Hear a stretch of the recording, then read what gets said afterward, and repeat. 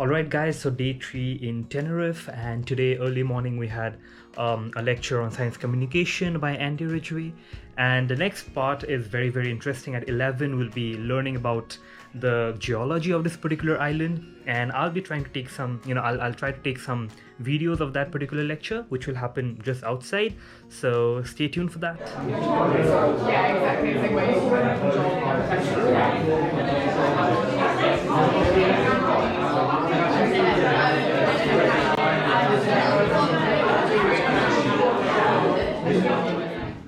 extends, it is dispersal of this material in square kilometers. Jacob has pointed out something important that I wanted to share with you. He told me, why it is so red? Is it because it's rich in iron? A lot of CO2 is coming out of this rock. So that's what I wanted to do. Techniques. It could be a quest for discovery, and that's you're sort of.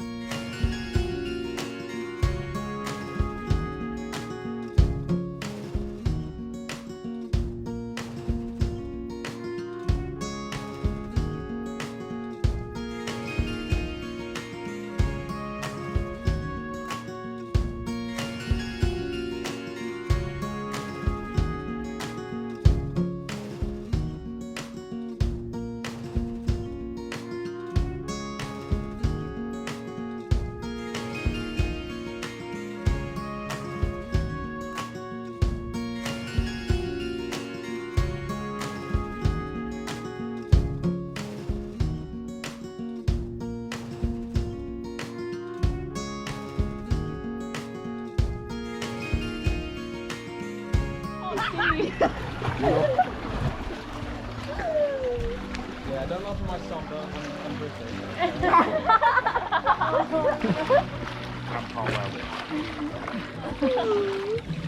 All of you wrote the tweet?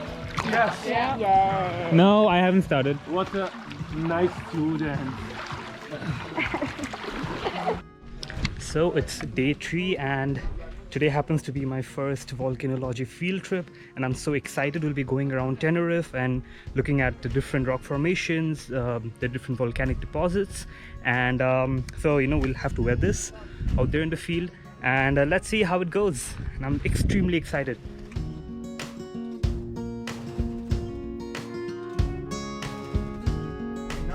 Like Roque del Conde on the right, with 1001 meter of elevation. A bit further up, normally does. Okay, contaminating a good amount of not only water wells located underneath the Teide caldera. You will be visiting and crossing the caldera.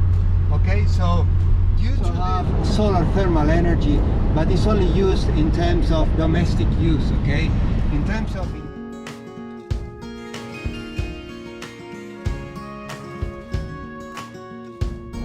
people from the north really dislike this part of the island because they don't see anything green. See more materials here underneath the lava flows, this paleosol beautifully underneath the lava flows. It's our first day. I'm very excited to see the geological area. We are the shopping man. Yeah, welcome to my YouTube channel. Frank, we're gonna do a social experiment.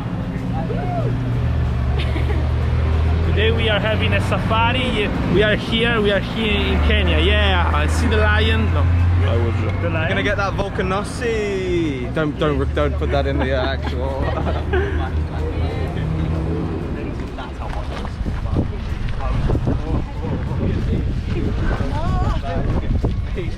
This is exciting.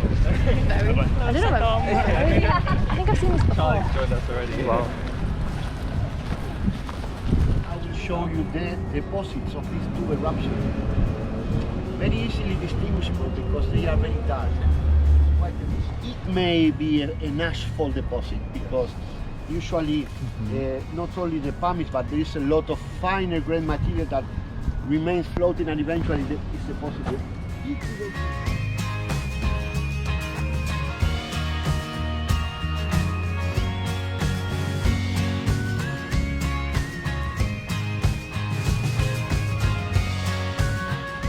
Alright, so this was our very first site over here in the field, and this is what it looks like, the deposits from volcanic eruption. What you see below over there is first of all the pumice deposits, which fall off from the air vertically down, and on top of that what you have is an ignimbrite, which is essentially a pyroclastic flow deposit. So yeah, these are the kind of things that we are learning, and that's the entire group. Some locals think that has to do with the American word wait. It's cheaper. I can't afford a lot of stuff. And we're here in our second location.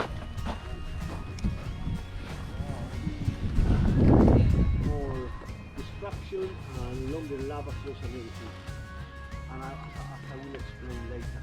The first thing I want to say is that I'm very curious because I told you yesterday, remember when the magma is cooling, it's contracting, right? And these fractures always happen at right angles to cooling surfaces. So we have two cooling surfaces here. The soil.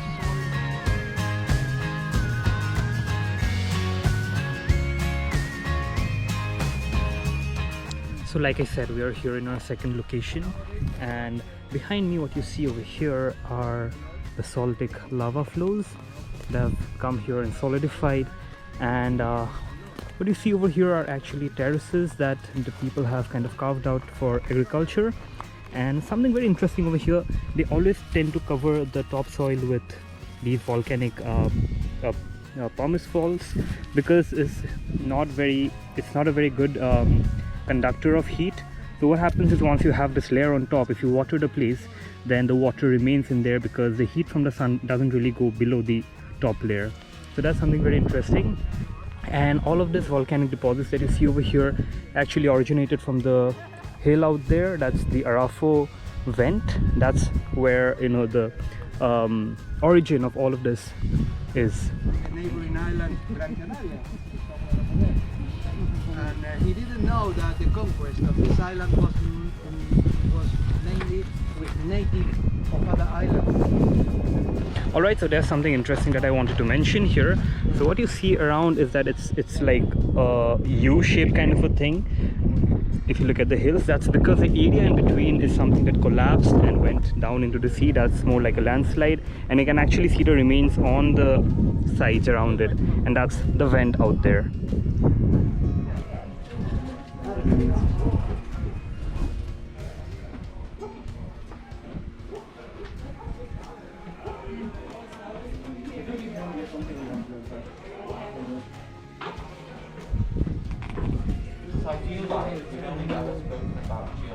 What are you guys' interests outside? Hello. So let's just here talk about. You're looking at me very weirdly. So please talk about your Brahmaputra fly. So I have a fly, and it was named Brahmaputra. That's nice. No one. Hois. And what does that mean? Hois of Brahmaputra.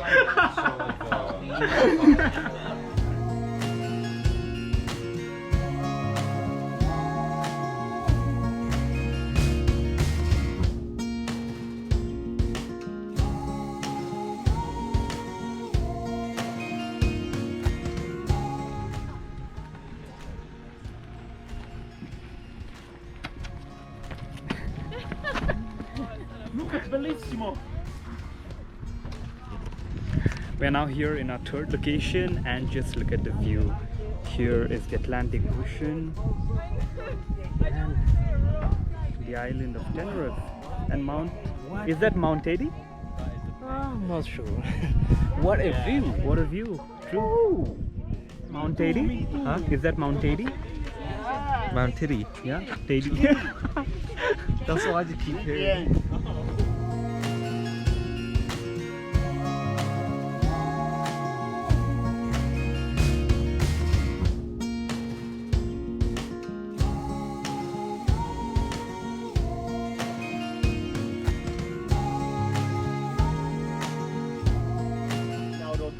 Valley. The Rotava Valley is nearly a mirror image of the Weimar Valley. Oh, sorry, yes. Yeah. Yes, I sorry. heard through the grapevine. I didn't hear from her. Wow. Alright, so we are here at this viewpoint, and what you see behind me over here in front is Mount Tedi, which is the highest mountain in the Canary Islands. It is a volcanic mountain, and it last erupted about 1,000 years back. It's more than a kilometer high, and over there, of course, it's not really visible right now, but that's La Palma Island, and that's where we'll be going after 2 weeks. And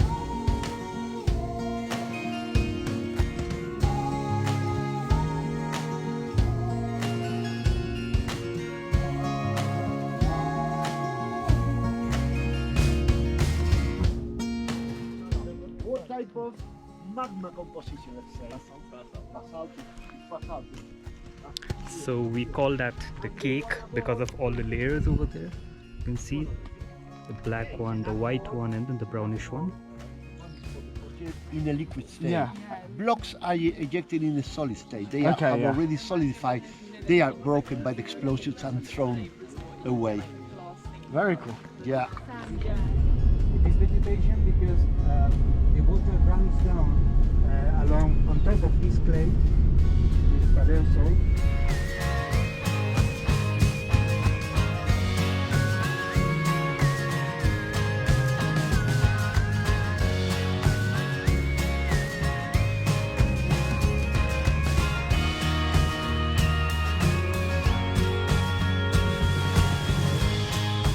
And we are in our next stop. Here is the Fasnia fissure eruption, the Fasnia volcano.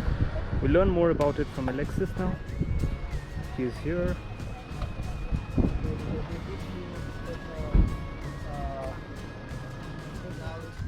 To this volcano that produced the lavas that you saw this morning.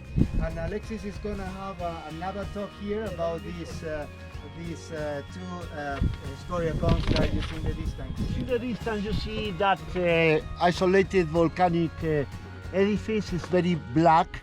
Obviously it's basaltic. That is the Siete Fuentes volcano. So that is the one that 1 kilometer. 1 kilometer long lava flow. You can see it extending to the left, but then it continues along the ravine. So it's not cannot be seen from here. Okay. Yeah. So that was the first eruption. You can see it's outside the caldera. The one in front of us.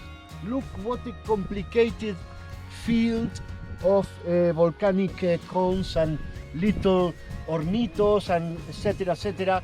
It's a very complex field, and it's got an amazing 5 kilometers long lava flow forming a... Alright, so we are here at the location of the Fasnia eruption, the Fasnia volcano that happened in 1704, Christmas Eve, all the way until early January 1705, which was about a month. And this is what you see over here, the Fasnia eruption, all of these volcanic cones over here, all Strombolian type. And here in the background you see the astronomical observatory. It's a big gecko family. That is, isn't it? Yeah, I think we are Get going. back on the bus, Divas! Don't make me. Thank you for the commentary. Alright. We'll sort the payment later, yeah? We are now inside a caldera, and this is what it looks like.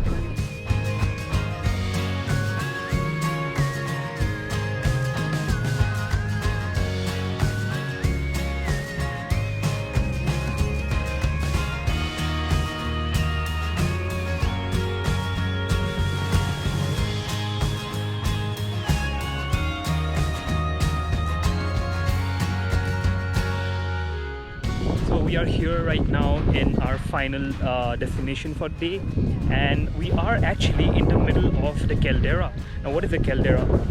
It's right at the center of the volcano. You know, once the magma erupts, the center of it collapses, so you have some sort of like a caving, and this is where we are.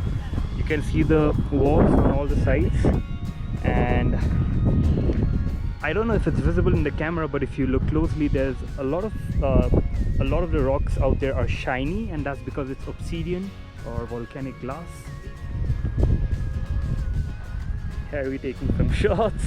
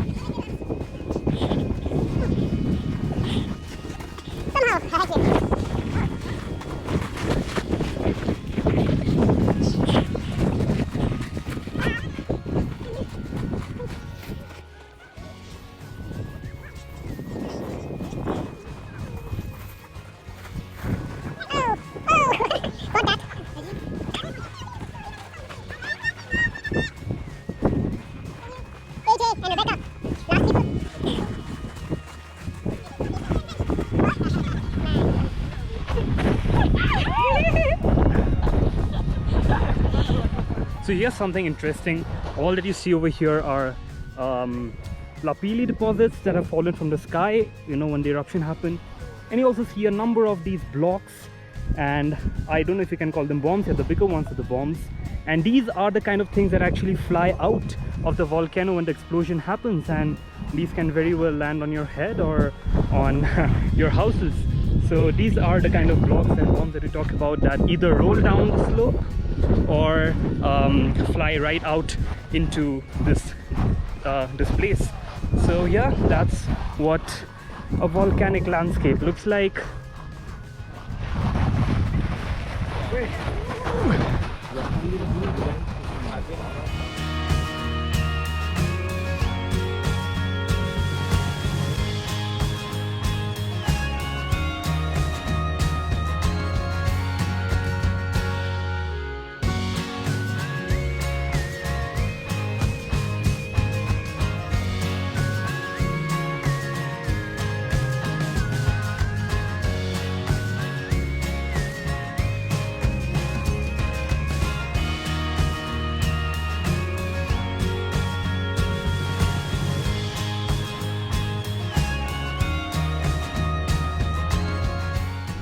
And with this, we are finally back from our first ever, from my first ever geology field trip, and I just can't tell you how beautiful this was. You'll see all of the videos